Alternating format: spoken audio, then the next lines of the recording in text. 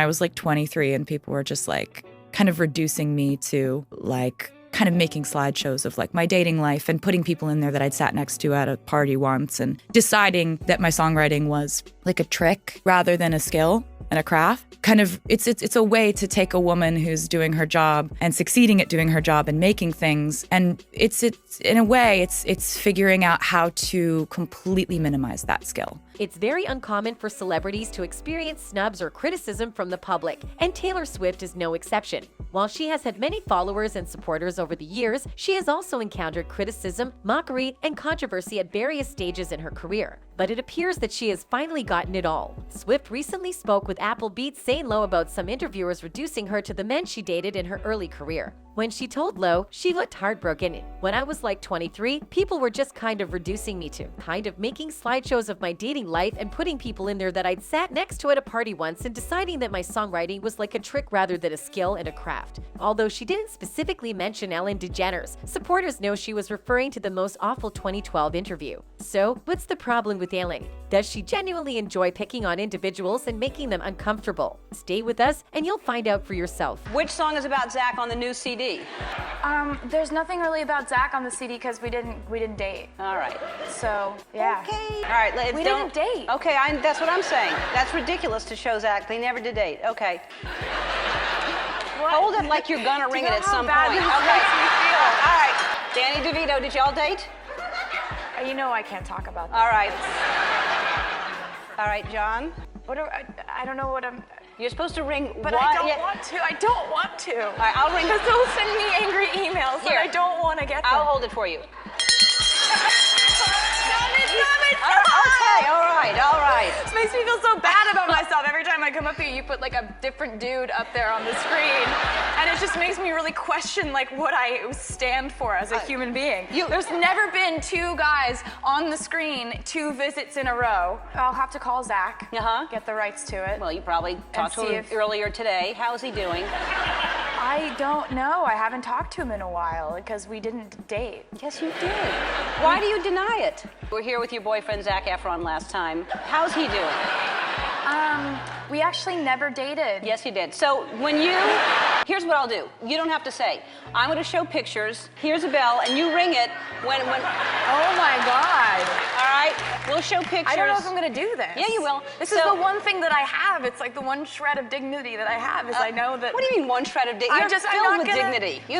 But people go and make guesses about it, and the only thing that I have is like that one card. The resurfacing of an old unpleasant Taylor Swift interview with Ellen has taken the internet by storm. You can see how Ellen continues to criticize the Midnight Singer throughout the interview, despite her reluctance to discuss her love life. Ellen DeGeneres certainly had her cornered in the name of hilarity. Ellen kept hinting that Taylor Swift and Zac Efron were dating at the start of their interview, despite the singer's repeated denials, but Ellen refused to let the matter go. You can see how Taylor was plainly unhappy with where the conversation was going. But it appears that Ellen was more interested in her personal concerns than her music. The talk show presenter even insisted on playing a game to figure out what Taylor Swift's song We Are Never Getting Back Together was about. She definitely didn't want to be a part of such a stupid game, but Ellen wouldn't let it go until she was on the edge of crying. Taylor Swift even voiced herself clearly after the game ended, saying, "Stop it, stop it, stop. This makes me feel so bad about myself. Every time I come up here, you put like a different dude up there on the screen, and it just makes me really question what I stand for as a human being." Few fans were enraged by the encounter between the Bad Blood singer and the talk show presenter, believing the entire program was plain cruel. One of the fans sympathized, saying, "It broke my heart to see Taylor about to cry and standing up for herself and Ellen just laughing at the whole thing. It was very obvious that she was uncomfortable. She was even saying that she felt Ellen was putting her in situations that made her feel bad about herself. This behavior as a TV host should not be permitted." Another enraged one added, "She is that kind of teacher that would embarrass you in front of everyone, and the conversation with Taylor is like the best example." Taylor Swift, on the other hand, is finally getting what she deserves. She is renowned and admired in the music industry for her outstanding work. She is also noted for her confessional and narrative songwriting, which frequently revolves around her personal life and relationships. Fans relate to her lyrics and feel a connection to her through her music. Regardless, the now viral footage has prompted several celebrities to criticize Ellen for her weak sense of humor. When Emily Ratajkowski saw the TikTok video, she couldn't help but attack Ellen by reacting to the old film, writing, "This is so she's literally begging her to stop. That was a real slap in the face. Ratajkowski wasn't the only one to criticize DeGeneres in the TikTok video's comments section. Ellen appears to have had a number of awkward interviews with various celebs throughout the years. You might not believe it, but there have been numerous on-screen confrontations on the Ellen DeGeneres show that have raised eyebrows. Michelle, what kind of cream do you need for that rash that you were telling me about? The rash? No. Don't tell people about my rash. For a rash that Shelly has. Where is the rash? What area were you telling me about? My shoulder.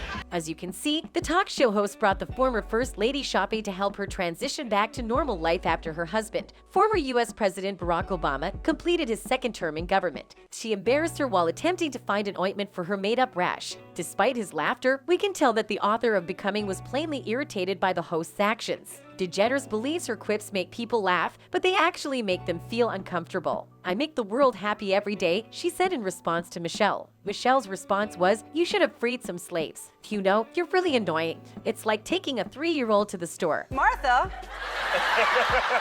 You've sexted? Do you know what that is? I have used technology for a lot longer than you have, Ellen. On a 2016 episode of The Ellen DeGeneres Show, Martha Stewart, Snoop Dogg, and Anna Kendrick played Never Have I Ever. To begin the game, DeGeneres asked the participants if they had ever sexted. All of the players raised their paddles to confirm. DeGeneres mockingly inquired, "Martha, you've sexted. Do you know what that is?" Ellen seemed to be merely trying to elicit a reaction from Martha. Stewart responded, after inspecting the front and back of her paddle, "It doesn't say, none of your business." You just brought a friend to Bora Bora? Yeah. And you're just naked with your friend? Why are you putting me on the spot like this? Why can't you say you're dating somebody? I'm not dating anyone, though. She's just a friend? She's just a friend. Wow. With a blurred-out nude photograph of the singer in the background, DeGeneres grilled Justin Bieber about the photo of him vacationing in Bora Bora in 2015. She drew attention to the figure resting down behind Bieber and inquired whether she was his girlfriend. It was evident that Justine was hesitant to respond to the talk show presenter, adding, "Why are you putting me on the spot like this?" Gosh. But DeGeneres kept probing for answers, prompting Bieber to mutter an audible stop before covering his face with his hands. How was the party? I wasn't invited. Actually, no, that's not the truth, Ellen. You were invited. Last time I was on the show, last year, you gave me a bunch of about not inviting you, but I didn't even know you wanted to be invited. I did invite you and you didn't come, so. This time you invited me? Yeah. Are you sure? Yeah. How do you know? I don't think so. Ask everybody. Why didn't I go? I don't know. Ellen, on the other hand, seemed to like giving folks a hard time. When the 50 Shades of Grey actress appeared on her show in 2018, the comic chastised her for failing to send an invitation to her birthday celebration. When DeGeneres questioned why she hadn't heard about Johnson's 30th birthday in 2019, the actress stayed firm and said she had sent her an invitation that year. But Johnson didn't fail to awkwardly mention that she had no idea the talk show host wanted to be invited to her birthday celebration. DeGeneres remarked that most people prefer to be invited to parties, making the situation even more awkward. I'm terrified of porcelain dolls. I heard that. All right. Just Do one of hold those. one. No. My wife. Come on, stop. Stop, man. I love you. Channing Tatum has always played a brave character on the big screen, but he appears to be extremely down to earth off screen. And, like most people, he has phobias. But, once again, Ellen went too far, displaying his phobia in what some saw as an offensive strategy only to garner a chuckle from her audience. Fans were outraged when Ellen handled a person with a phobia and termed her stunt risky, adding, "He's obviously very uncomfortable and it's awful to watch this. You should never confront anyone with their worst fear ever without their permission. Even if you think their worst fear is pathetic. Not cool. That's the definition of phobia. Not cool, man." Many people, including celebrities, came forward to complain about Ellen's nasty and caustic behavior. After rumors of a hazardous office climate spurred an internal investigation regarding colleagues' allegations, DeGeneres and her daytime TV program experienced public outrage in 2020. As a result, the NBC show was formally canceled in May 2022. Fans are still furious on behalf of their favorite celebs, and some have even applauded them for handling the difficult times with Ellen so well. One of them stated, "It's incredible how no one lost their patience with her. Kudos to these celebrities for dealing with Ellen so calmly." Some desired Ellen would get a taste of her own medicine so she might feel precisely what she does to others, saying, "I hope someone out there can find Ellen's deepest and darkest fear and then completely expose her in front of her own fans so she gets a taste of what it's like to be a guest of her show." And that's it from us today. Until next time, bye.